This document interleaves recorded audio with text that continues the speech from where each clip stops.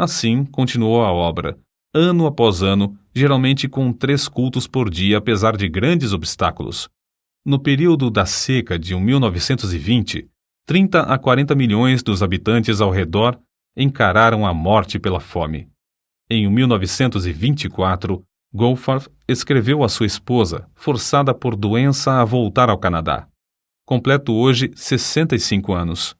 Oh, como cobiço, mais que qualquer avarento cobiça o ouro, 20 anos ainda para ganhar almas.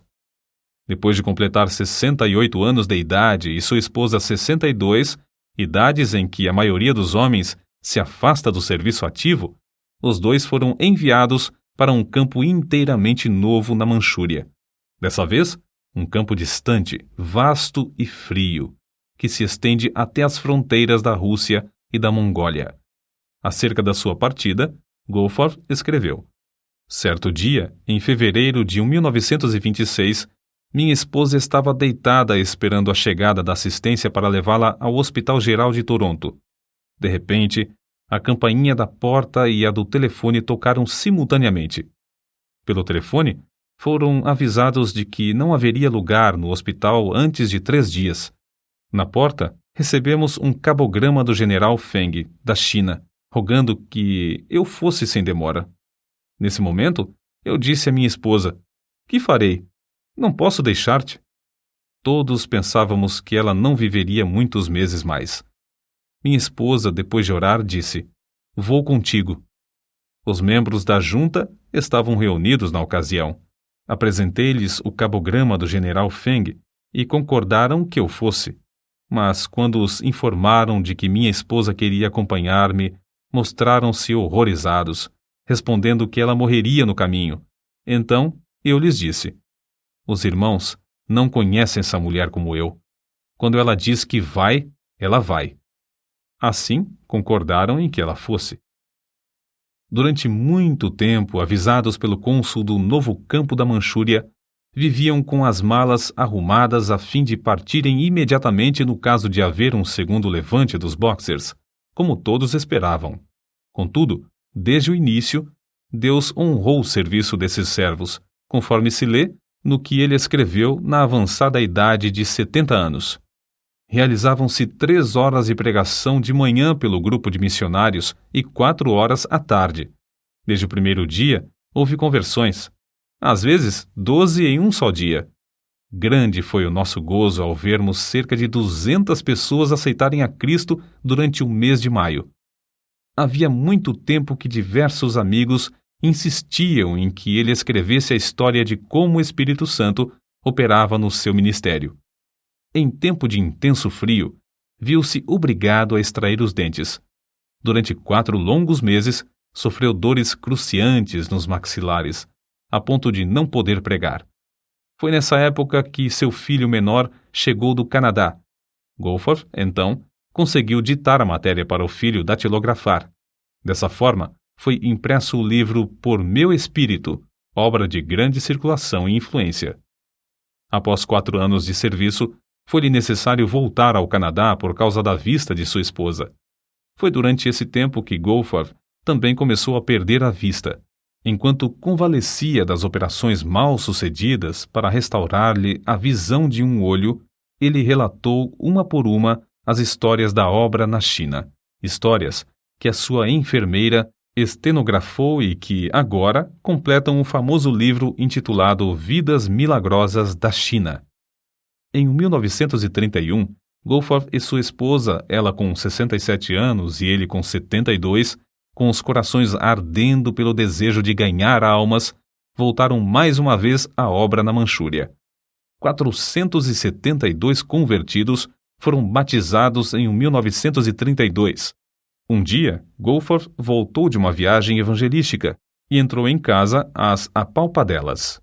Depois de ficar um momento ao lado da sua esposa, ele lhe disse em voz baixa: receio que a retina do olho esquerdo tenha saído do lugar. E assim tinha acontecido.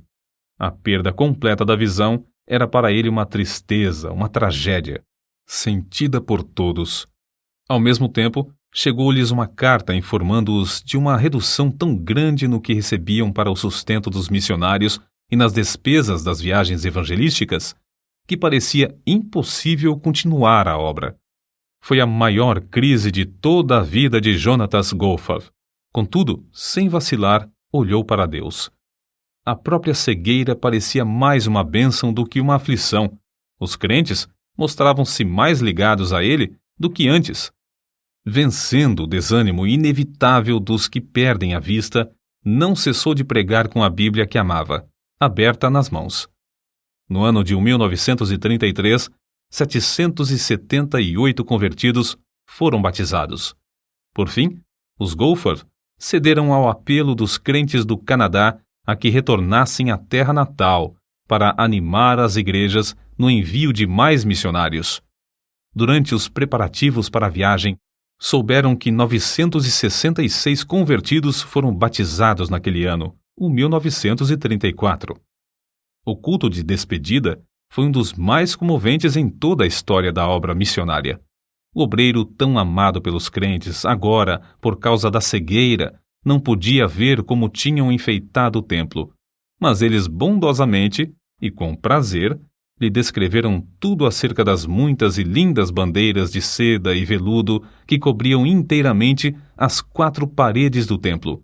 Os pregadores que falaram o fizeram chorando. Um deles disse: "Agora Elias está para sair de nosso meio, e cada um de nós deve tornar-se um Eliseu." Na hora da despedida, havia uma multidão de crentes chorando na plataforma da estação.